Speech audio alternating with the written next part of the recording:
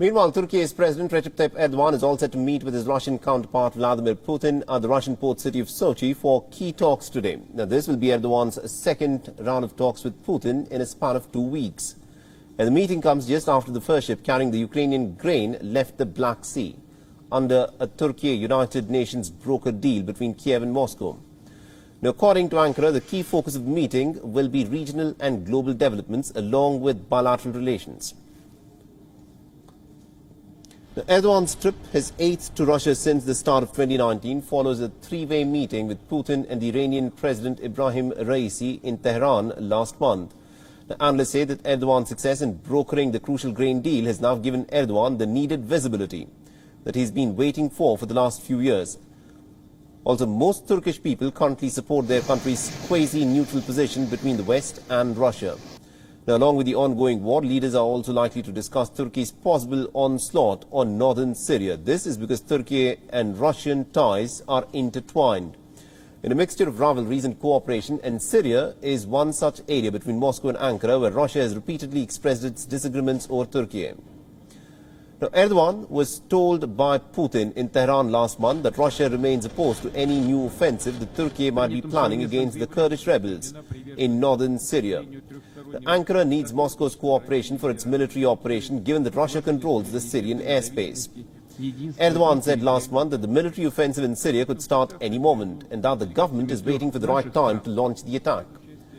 The main purpose of the planned operation is to expand the security zone that was created in October 2019 after the Operation Peace Spring. And this will help Ankara to eliminate the pro-Kurdish forces from the region, which it considers to be an offshoot of the banned Kurdistan Workers' Party.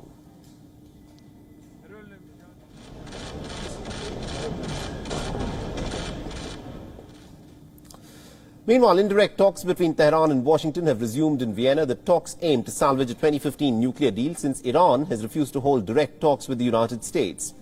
And EU's Enrique Mora is coordinating the talks between the United States and the Iranian officials. The European Union's foreign policy chief, Josep Borrell, has warned that there is no room left for further major compromises, although, according to reports, an EU official has said that some progress is being made in the negotiations between the United States and Iran, including guarantees that the United States will obstruct the deal by going back on its word. Now, the EU official has said, and I quote, "We have now quite substantial guarantees. It's my understanding that Iran is happy and feels satisfied with what is in the text." As part of the negotiations, Iran's demand to remove the Islamic Revolutionary Guard Corps from the United States' official blacklist of foreign terror organizations has now been dropped from the discussions for now. Further, Iran and the United States are yet to agree on the issues related to the lifting of sanctions. And the United States is pretty adamant on Iran accepting this deal. The U.S. National Security Council spokesperson John Kirby said, and I quote, "You've heard the president say that we're not going to wait forever for Iran to take this deal. Clearly, time does appear to be getting very short in terms of being able to get to a deal.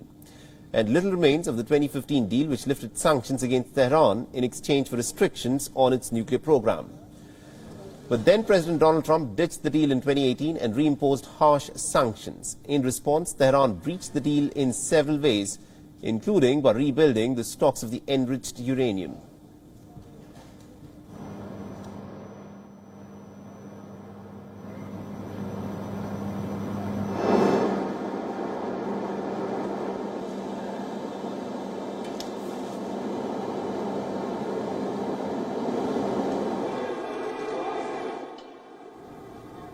WION is now available in your country. Download the app now and get all the news on the move.